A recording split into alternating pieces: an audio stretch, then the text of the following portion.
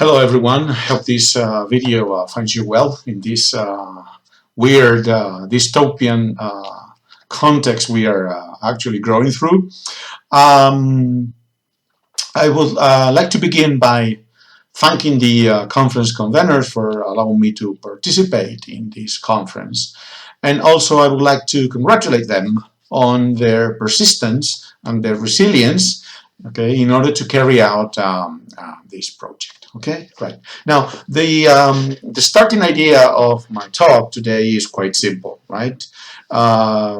It's basically understanding, interpreting children in the famous AMC's TV series The Walking Dead as a symbol for hope, also for perhaps for the future, but mainly for hope in the sense of something that is bright, that is optimistic in the middle of the zombie apocalypse, in the middle of the description. And what I'm going to do is basically try and establish a context, okay, in what is a contemporary tendencies in the utopian genre, and also the contemporary tendencies in what is utopian theory, okay, in order to understand how the representation of how this fact that children represent hope in the TV series is important, is relevant for how utopia is depicted in the series. Okay, now why that is relevant in the context that we are at. Okay, right. So the first thing what I'm going to do is basically I'm going to show a couple of video clips, very short video clips from the series, and then I'm going to contextualize what it means, okay, that we see in the scenes, basically contextualize the idea of hope, right? So I want you to pay attention to the fact that the adults or the characters in the story, they change their behavior when children appear. Okay. The first one is actually from the second season, and it's a moment in which one of the characters from another group is about to be executed. Okay, so let's see what happens. Would you like to stand or kneel? Oh no, please, please.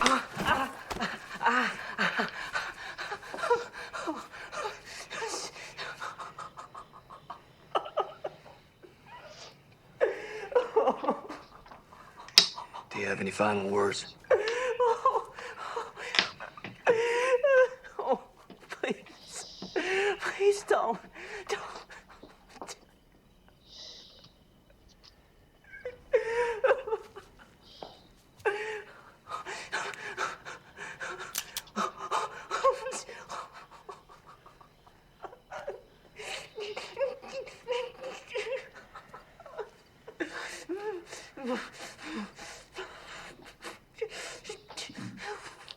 Do it, Dad. Do it.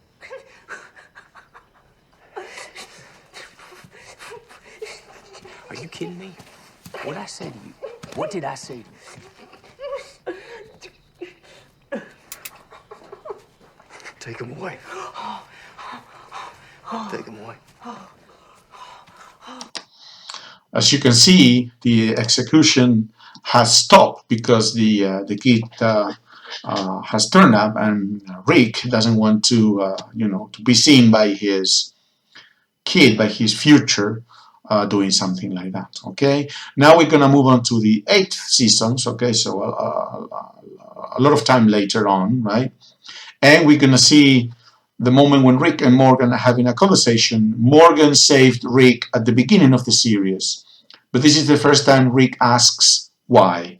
Now, Rick and Morgan, they have been killing, executing a lot of people, a lot of the guys who were from another community, right? And they have a bad conscience. And Rick asks Morgan why he saved him earlier on.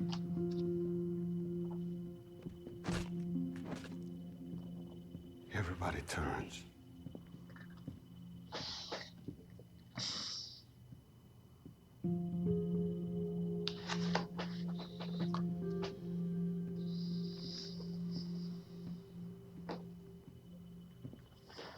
saved me.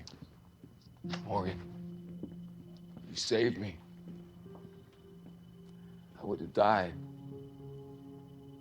Maybe on that street, right in front of your house. You didn't know me. Why'd you do it? We should go. Just tell me. Why'd you save me? You had your son there. No. You did. Hey, no.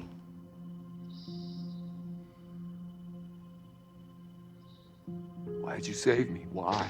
Because.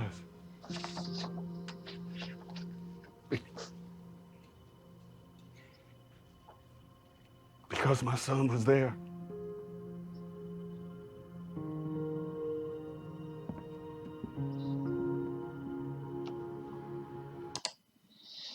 Okay, so you can see because my son was there. This is what Morgan says basically. Okay, so this is the type of let's say influence, the kinds of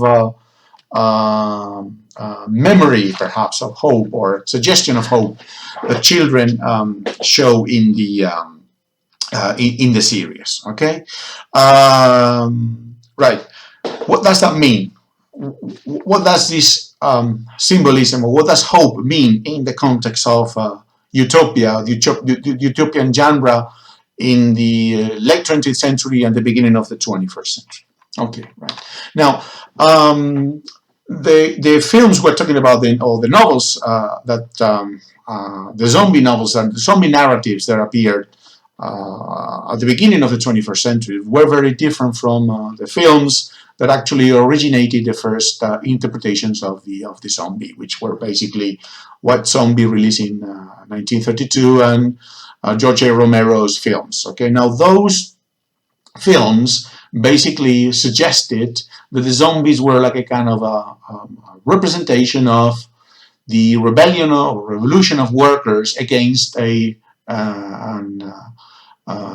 capitalist society that was not egalitarian in that sense. Okay, so it was a rebellion against inequality and the use of people by people, or the exploitation of people by people.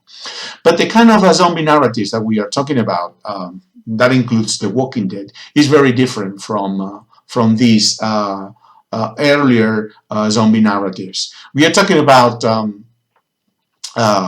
narratives in a post 9/11 context, which Nicole Birch-Bailey calls millennial zombie or millennial zombie narratives. Okay, and she basically says that they correspond, or they respond to a crisis culture where anxieties over terrorism, mass immigration, disease, environmental collapse are, the order of the day, right? Very current, very hot issues in this sense.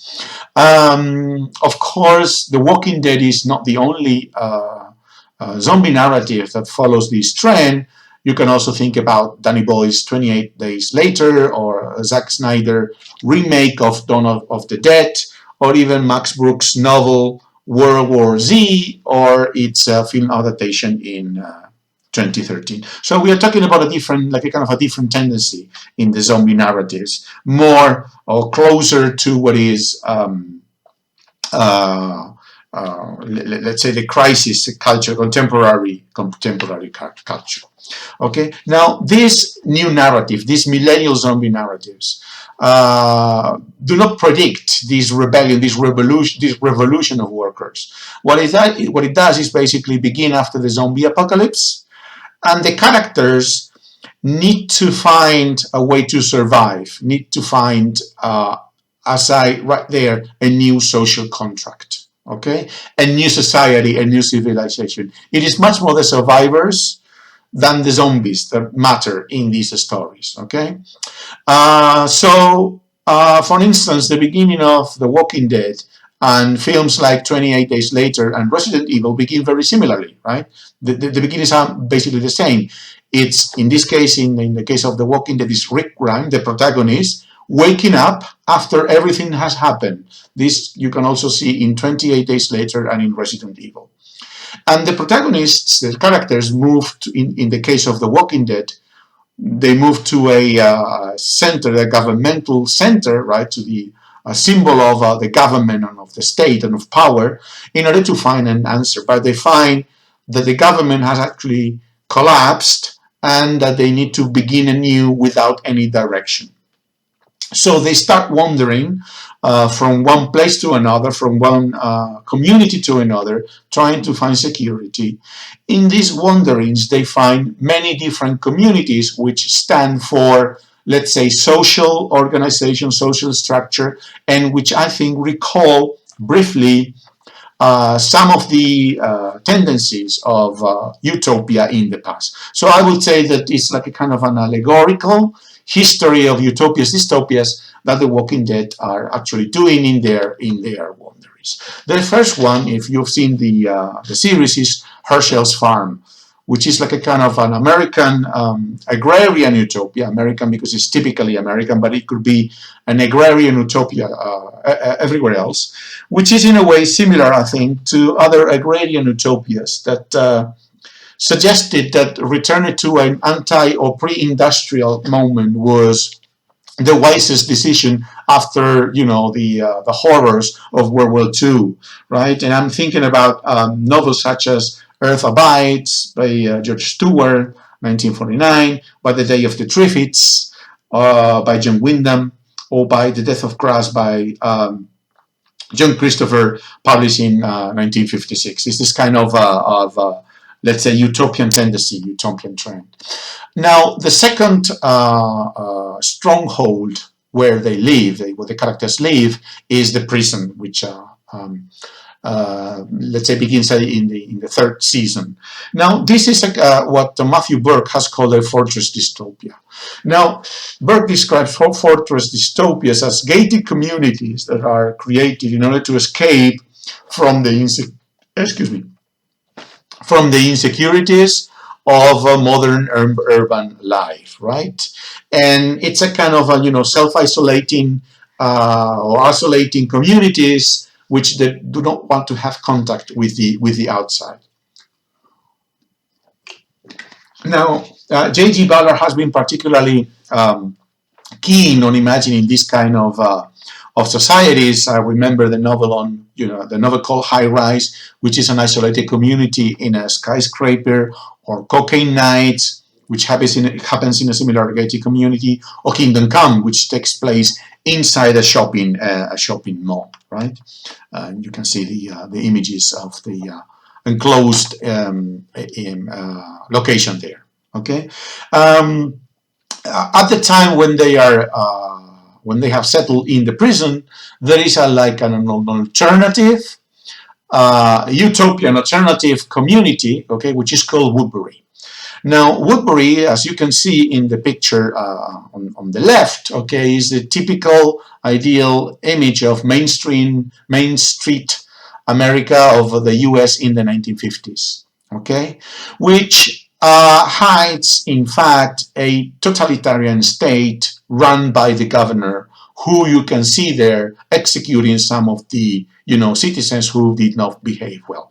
Now, this reminds me of the dystopias of the 1950s, and I think about something like, I don't know, Ray Bradbury's Fahrenheit 451, or even Kurt Vonnegut's Player Piano, okay, where, a society in the 50s appears to be, perfect, but there is like a kind of a trend of totalitarianism, okay, that underlines this domination of the, as Vonnegut said, the industrial military compound. Okay, so this is the like another conflicting community. Okay, after the war between the prison and Woodbury, okay, the characters have to run for their lives, and they find something that is advertised as utopia, right? As you can see in the poster, okay, in the picture at the bottom, but it's actually a very pessimistic, a terrible dystopia, right? Because it is a community of cannibals that in some of the imagery recollects Nazi death camps. So it is as if we are talking about, this type of utopias which show and promise a perfect world, and they actually turn into dystopias. So probably Brave New World or We by Zaniatin are probably references here with even with a stronger emphasis on the fact that, that people exploit other people in this sense. You can see here in the picture, top of the slide, you can see the kind of industrial-like building where the human beings are sacrificed, and you can see the recollection of those wagons where the Nazis carried people who were condemned to the death camps. Okay. After this, they find Alexandria, which I think it's like a kind of a utopia that is created or that is inspired in the aftermath of Ernest Kallenbach's Ecotopia, because it's an enclosed community as well. Of course, we're talking about a zombie narrative, but it's a self-sustaining community, as you can see in the picture at the bottom. They have their solar panels, they have rainwater, they do not really need to go outside, and they are more or less environmentally friendly, right? They have an advanced technology, and they also have a democratic government. Okay, so I think that on the one hand it's a kind of environmentally friendly utopia, and on the other hand it's an allegory for the contemporary neoliberal utopia, which I would call Fukuyama's end of history idea, right? That it's a kind of a neoliberal utopia that has no other alternatives. Okay, and of course it's, as you can see in the poster, it's an community open to immigration, which makes it more this kind of perhaps neoliberal utopia today. Now, other communities that the main characters in the story have to fight against are the saviors, who are a kind of a medieval feudal society with a rigid social hierarchy. You can see the picture there, right, where the leader is,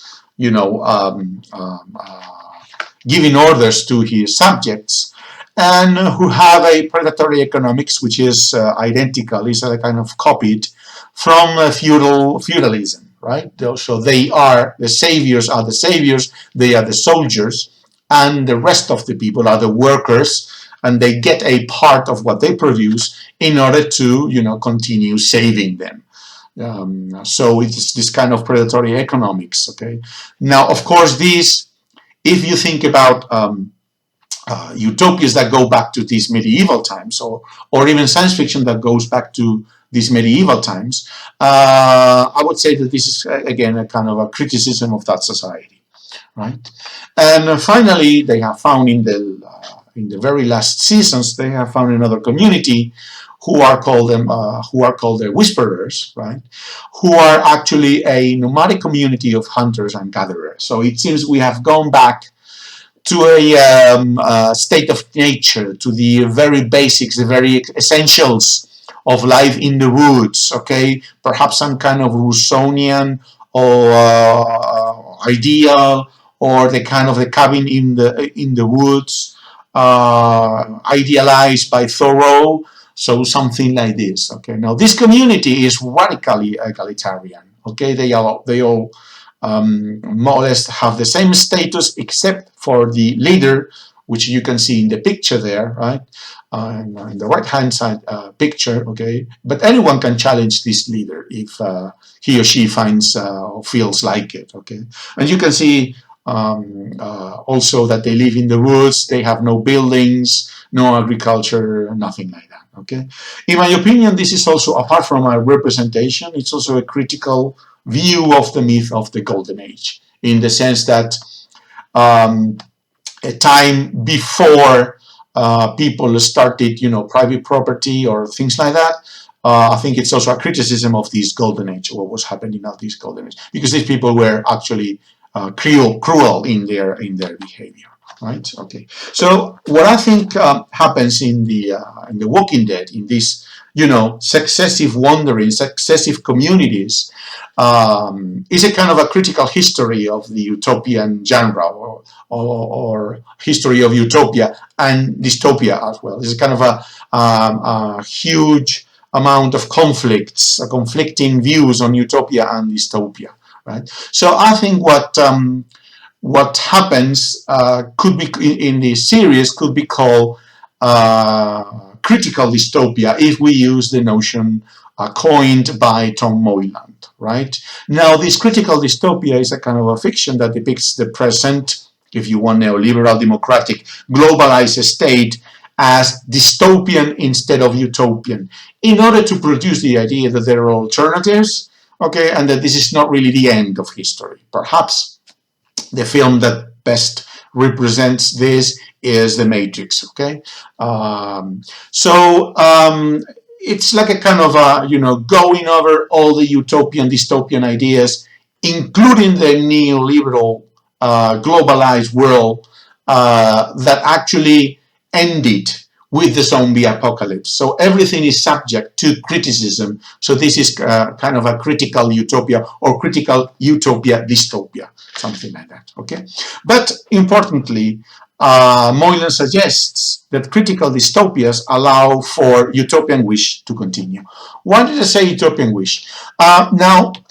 Utopian wish is something that has been made separate or made different from utopian form in the latest utopian theory. Okay, and I'm talking, of course, about Sargent. Sargent actually has three and not two elements, but Jameson and Ruth Levitas suggest that there is like a kind of difference between utopian form, which is actually the literature, the novels that are utopian, and utopian wish, which can be like a kind of the political wish or the political ideology, okay, that thinks that the world could be different. Okay, and these theoreticians have argued that basically utopian form, that means the literature, the novels, has declines in the 1980s, or has become dystopian in this sense, where before the 1980s, in the 60s and 70s, was perhaps utopian, right?